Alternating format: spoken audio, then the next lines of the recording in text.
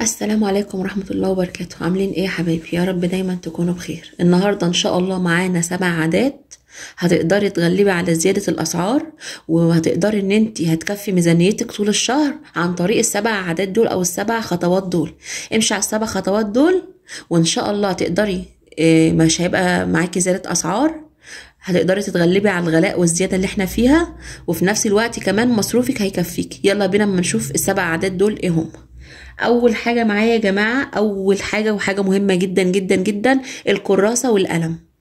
اكون معايا كراسه وقلم يا جماعه زي دول كده. طبعا انا الكراسه دي مخصصاها لمصروف الشهر، تمام. هكون معايا الكراسه والقلم دول، هسجل اي حاجه جبتها. يعني انا جبت مثلا النهارده كذا، اسجل وبكام. جبت بكره كذا، كل المصاريف اللي انت بتصرفيها والحاجات اللي انت بتجيبيها تكتبيها في الكراسة دي وتسجليها عشان تعرفي انت صرفتي الشهر ده كام، ميزانيتك كانت كام، وتقارني تشوفي الشهر اللي بعده. لما الشهر الجديد يجي ان شاء الله تقارني تشوفي الحاجة التافهة اللي انت جبتيها تشخبطي عليها، ما تجيبهاش، عشان تقدري تتغلبي على زيادة الاسعار وتقدري ان انت تكفي مصروفك. ما تتحوجيش لحد، ما تستلفيش من حد، ما تقولش، ما تمديش ايدك لحد تقول انا عايزة. فاهميني معايا يا حبايبي؟ يبقى اول حاجة معايا الكراسة والقلم، هسجل فيهم كل الحاجة اللي انا هجيبها واجيب الحاجات المهمة الضرورية بس، تمام. تاني حاجة معايا، اول ما امسك فلوس في ايدي او ميزانية بتاعت البيت بتاعتي، اطلع صدقة. اطلع صدقة يا جماعة عشان الفلوس يبقى فيها بركة، وعشان الفلوس تكفيني لطول الشهر. الصدقة دي صدقوني محدش يقول مثلا ايه ده انا هطلع مثلا 50 جنيه صدقة ولا 100 جنيه صدقة ده مثلا بيتي اولى بيه، لا. ال50 جنيه دهيت اللي انت هتطلعيها ان شاء الله هتخلي بيتك مستور بيها، ربنا هيبعد عنك اي ابتلاء واي مشاكل واي حاجة، تمام. ان شاء الله حتى لو انت مش قادرة حتى تطلعي فلوس، طلعي طبق خضار، طلعي طبق اي حاجة بتطبخيها، طلعي شوفي حد محتاج ونزليله، اديله الطبق ده. مش شرط فلوس الصدقة، اللي تقدري عليه اعمليه صدقة، تمام. وثوابها كبير جدا يا جماعة، وبتمنع حاجات بلاوي، والله العظيم صدقوني بتمنع بلاوي الصدقة دي، تمام يا حبايبي، تمام. تالت حاجة معايا يا جماعة، جرد الخزين بتاعي والمشتريات، واشوف عندي ايه. يعني مثلا انا دلوقتي جيت اول الشهر، تمام، وعايزة اشتري مثلا شوية حاجات، ما اقومش جاية راحة كده مرة واحدة وشارية، لا. قبل ما انزل واشتري، ادخل التلاجة بتاعتي اعمل لها جرد، ادخل دولاب المطبخ بتاعي واعمل له جرد، ادخل الفريزر بتاعي واعمل له جرد، واشوف ايه اللي ناقص. اللي ناقص اكتبه في الكراسة. ناقص عندي رز، ناقص عندي مكرونة، واجيب على القد، تمام. ما اروحش اجيب حاجات كتير من دي وما اعملش مثلا جرد واروح اجيب حاجات والحاجات موجوده عندي اساسا. طب انا هعمل بقى ايه؟ ده انا عايزه الحاجات الضروريه. خلاص انا عندي مكرونه، يبقى ما اجيبش الشهر ده مكرونه. عندي زيت، ما اجيبش الشهر ده زيت، اشوف حاجه تانية اولى، حاجه تانية انا محتاجاها عايزه اجيبها. فاهميني حبايبي؟ تمام. بعد كده اقسم مصروفي على نصين، يعني هجيب طلباتي كل 15 يوم. ما اجيش مثلا اقوم جايه خلاص قبضت مثلا ولا معايا المصروف بتاع الشهر، واقوم رايحه جايبه كل الحاجات اللي انا محتاجاها اول الشهر، وابص الاقي ما عادش معايا فلوس. هتحتاجي، صدقيني هتحتاجي. يبقى انا خليني شاطره كده وذكيه، اخد الفلوس اقسمها على نصين. النص الاولاني هجيب بيها حاجات تكفيني لمده 15 يوم.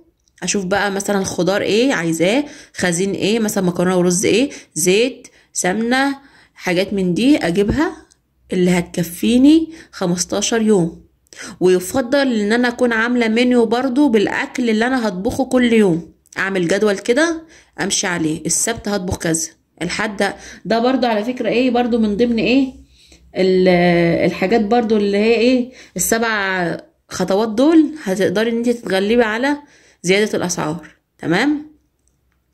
يبقى الاتنين دول مرتبطين ببعض، أقسم مصروفي على نصين وأجيب حاجتي كل 15 يوم. أصل انت لو جبتها أول الشهر يا جماعة، لو جبتها أول الشهر، تمام، هتبصي هتلاقي فلوسك خلصت. طب ما هي افرضي محتاجة علاج، محتاجة حاجة تانية، حاجة نقصت، هتعملي ايه؟ مش هيبقى معاكي فلوس؟ لا. أنا أقسم الفلوس دي على نصين، واجيب النص الاولاني اجيب بقى حاجه تكفيني لمده 15 يوم، وابقى عارفه انا هجيب ايه بالظبط، وابقى دارسه وكاتبه كده معايا الحاجات المهمه الاساسيه اللي انا عاوزاها. تمام، واجيبها. اما تخلص عدي ال 15 يوم اقوم داخله في النص التاني، في ال 15 يوم التانيين اجيب برضو حاجتي تكفيني لغايه اخر الشهر. فاهميني حبايبي؟ تمام. طيب، خامس حاجه بقى معايا حبايبي، لما اجي امسك الميزانيه بقى اقسمها ازاي.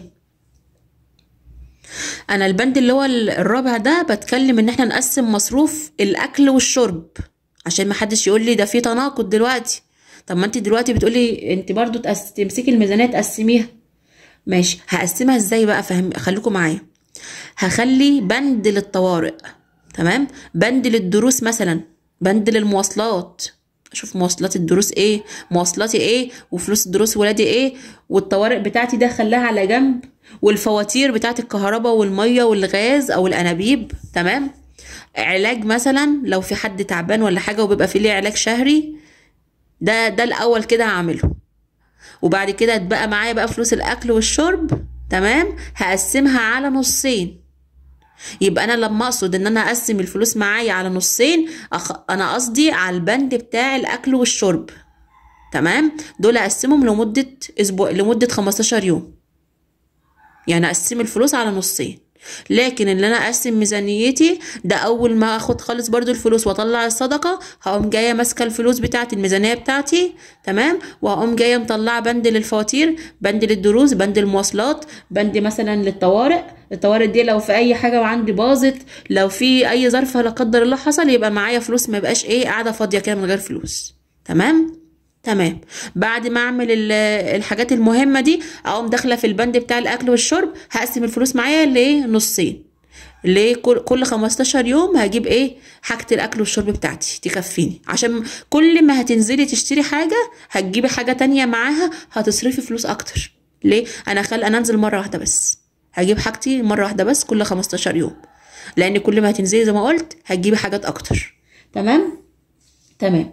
سادس حاجه زي ما انا قلت لكم يا جماعه، منيو الوجبات بتاعي اعمله برضو لمده 15 يوم. ابقى عارفه انا النهارده هاكل مثلا عدس، بكره مثلا هاكل سمك ورز، بعده هاكل مكرونه وبطاطس. تمام، اكتب كده او اسجل برضو في الكراسه بتاعتي وهكتب.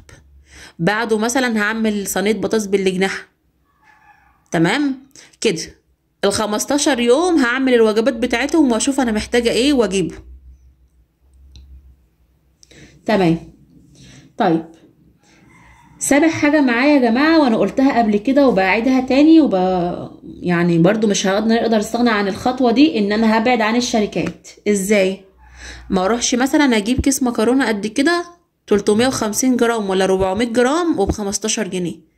ليه؟ ليه يا جماعة؟ لا، ما اروحش اجيب مثلا السمنة، علبة السمنة قد كده 700 جرام. تمام، وبشوفوا بكام، 85 جنيه ولا تقريبا ب90 جنيه. كام كيلو الا ربع، مش جاي حتى كيلو الا ربع، يعني بتيجي تفتحي تلاقي ربع العلبة فاضي. طب ليه يا جماعة؟ لا، انا اروح اجيب سايب، اروح اجيب من عند العطار. بدل ما اجيب لي 400 جرام مكرونة ب15 جنيه، هقوم رايحة جايبة من عند العطار نص كيلو مكرونة، هيداني ب11 جنيه، وهيبقى نص كيلو صافي، مش 400 جرام وغالية كمان. لا، ال100 جرام ديت انا اولى بيها. 100 جرام دي لما اعملها اولادكم، البيت بتاعك اولى بيه، ولادك اولى بيها. تمام. ما اروحش برضه اجيب زيت، لا، الزيت لازم ان احنا هنجيبه اللي هو الاساس، لكن السمنه، الدقيق، المكرونه، الرز، روحوا اجيبوه من عند العطار سايب، والله بتبقى جميله يا جماعه. تمام. تمام، انا عايزاكم بس تجربوا الخطوات ديت وتمشوا عليها الشهر ده، وتشوفوا النظام ايه، وتكتبوا لي في الكومنتات كده قولوا لي النظام ايه. تمام.